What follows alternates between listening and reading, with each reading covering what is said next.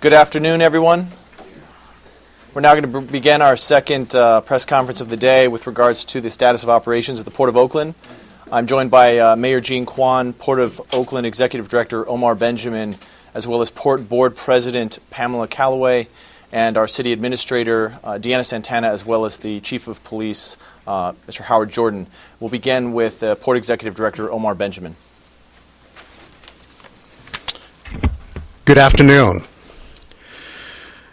Protesters caused sporadic disruptions throughout the port area, which led to delays, but the port has remained operational throughout the morning. Traffic is now flowing in and out of the port.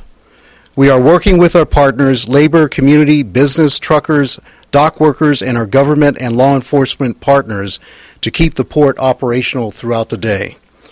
We stress again, it is important to keep the port open so that workers can make a living, the port can continue creating jobs, and we all can take steps to improving economic opportunities for the community and the region. Thank you. Good morning again, or actually good afternoon now. So far this morning's demonstrations were peaceful. We want to thank the police, the port employees, the demonstrators for keeping it that way. We will continue to work hard for the afternoon and evening to keep port operations and downtown businesses going with the minimum disruption. We urge demonstrators to continue to respect the rights of the 99% who are working out at the port and downtown, and urge them to keep their protests peaceful. Good afternoon. This about 20 minutes ago, we were asked to remove or to clear the gates in front of the Ports America terminal. There were about 7 people there blocking the trucks from entering. We asked them to leave. 5 of them left, and we arrested 2 of them. This was done in order to keep the Ports America terminal operational. We will continue to have a presence down at the port throughout the day and throughout the evening. We will continue to facilitate peaceful demonstration and allow everyone to exercise their First Amendment right. There were no reports of violence. There was one minor vandalism, which I'm not privy to discuss right now. And there's been no use of force by any of our officers, and no one has been injured. Thank you. With that, we'll be happy to take some questions.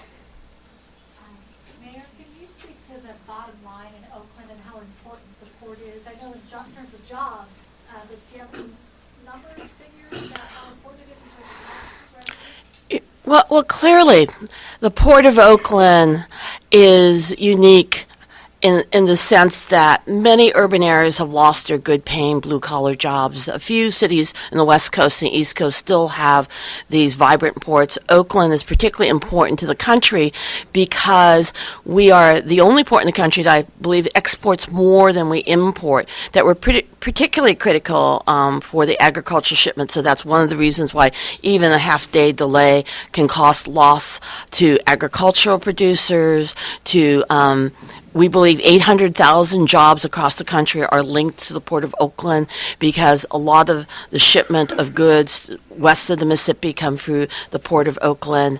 And for this city in particular, that has been particularly hard hit by the recession, one of the reasons why, although I've only been mayor 11 months, I've spent a good deal of my time, we're just waiting now on a federal grant for an expansion of our port, is because these are good-paying blue-collar jobs in a city with high unemployment, and it's important for the region. President Obama says that if we can double exports, will create 5,000 new jobs in the Bay Area. So when you're in that competitive market and when people decide, well, where are you going to send your goods to, this is a city now that's been disrupted twice.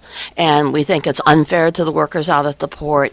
And the union itself has been very clear, is that they rather fight their own causes, and has not been happy that now some workers will lose pay for a second time in a row. Mayor, now as I recall, the first time around, you were supportive of these efforts, and in fact, I believe your husband marched with the protest to the port. What has changed this time? Let's be pretty clear. As the mayor of the city, my job was to make sure that people could peacefully demonstrate, and that being in this particular job, you always have to weigh people's right to express their opinions and keeping the city safe. So my husband was a community monitor that day. So were 200 other people. If you remember, there were 10,000 people on the streets, and we were trying to keep the vandalism to the minimum. We had 6 stores vandalized that day, but pretty much it was peaceful, and in the evening, all hell broke loose. So in terms of closing down the port, I've never been supportive of closing down the port. If I may be to the previous question with regards to the state and local tax impact, the Port of Oakland is responsible, port businesses are responsible for over $460 million a year in local and state taxes that do fund our schools, local roads, and our community. So any damage to the port does in fact cut into those tax revenues at a time when we need them most. Port Director Benjamin, you said it was sporadic shutdown. I understand that 4 of the terminals were closed, and that the remaining 3, it's questionable whether it will be open for the second shift. Well, we've had operations at all the terminals today. We have had impacts at those terminals at the gates, but we've had operations at all the terminals. Impact is kind of a loose term. I would characterize them as we saw backups, in terms of the truck traffic. That was the major impact that we experienced. But that is being worked through now with the free-flowing access in and out of the port area. So you don't have any reports of workers being sent not to be hired today? I don't have any of those reports. Thank you. Can you say how many ships were unloaded today? I don't have those details with me. But we did have, as I said, operations throughout the day at all our terminals, and we had impacts. Because the Occupy Oakland people are saying that no ships were unloaded today. Well, again, I'm saying that there were impacts.